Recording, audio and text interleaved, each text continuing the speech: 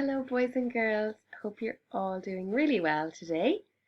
Today's book is called Albie and the Big Race, and the author of this book is Andy Cutbill. And have a look at the front cover of this book. What do we think it might be about? Well, we can see two zebras in a shopping trolley. And we can see a little boy on roller skates. So do you think this is going to be a very serious book?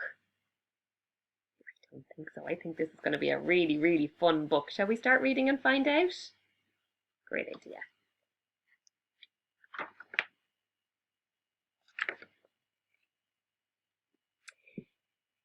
It was just another sunny afternoon. Albie was returning home from school when... whoosh! A couple of camels in a shopping trolley knocked him clean off his feet. "Excuse me," said Albie angrily. "Sorry," called one of the camels. "Can't stop," shouted the other, and they disappeared straight through the front door into Albie's house. Albie climbed to his feet and stomped after them. As he entered the house, he found... the hallway was bustling with activity. There were moose sipping tea, water buffalo eating sandwiches, and elephants munching on the curtains. "Excuse me, could you tell me what's going on?" Albie asked. My goodness. "Don't you know?" said a hippo, offering him a pickled onion. "Today is the annual Smokin' Wheels Speed Convention," said a moose. "Do you have a pair of smokin' wheels?" asked the elephant politely. "No," said Albie. "Well, you better have these," and he handed Albie a pair of roller skates. But, these skates belong to my sister Mary," exclaimed Albie. "Yup," said the hippo, "but she'll do her nut when she finds out you've got them." "We haven't got them," said the animals. "You have." Suddenly a voice crackled over a loudspeaker. "All drivers to the starting line." Albie was swept through the back door, only to find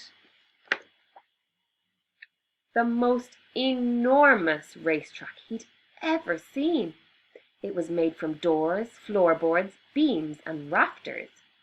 "Where did you get all this wood from?" Albie asked an elephant.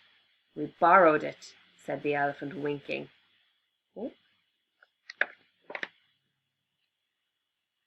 Meanwhile, inside, Mary had just got home from school.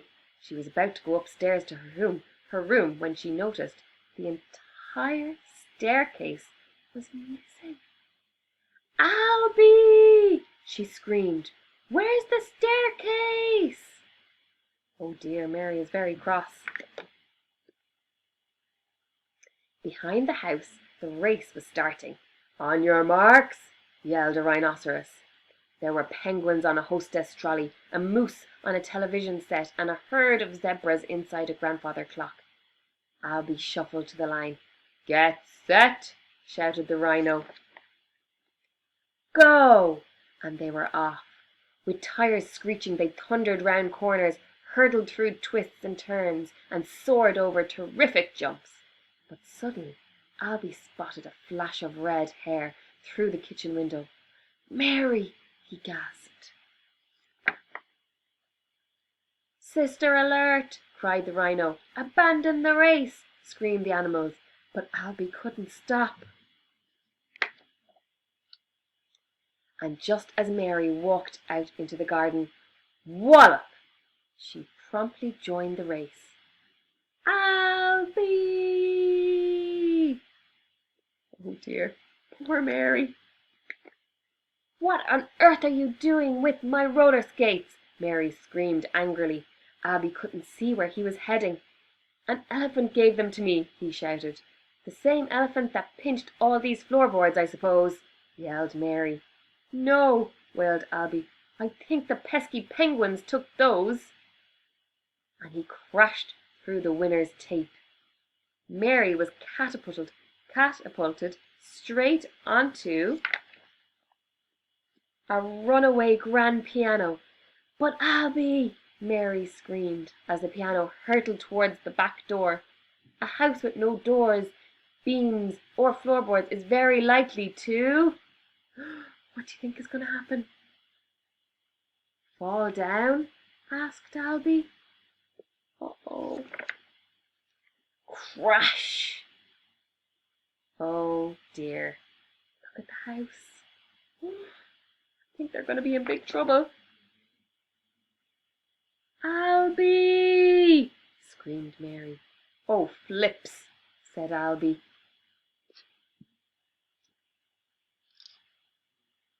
Boys and girls, what did you think of that story? Did you like it? That was really fun, wasn't it? Can you imagine if you came home to all of those animals in your house and that they stole all the wood to build a big racetrack out the back garden? My goodness, what do you think your parents would say? And then imagine that the house fell down because everything was taken from inside. Oh, gosh, I think if that happened in my house, I would be very, very cross. It wouldn't really happen though, it's only pretend. And what a great fun story to read. Hope you really enjoyed it. See you tomorrow.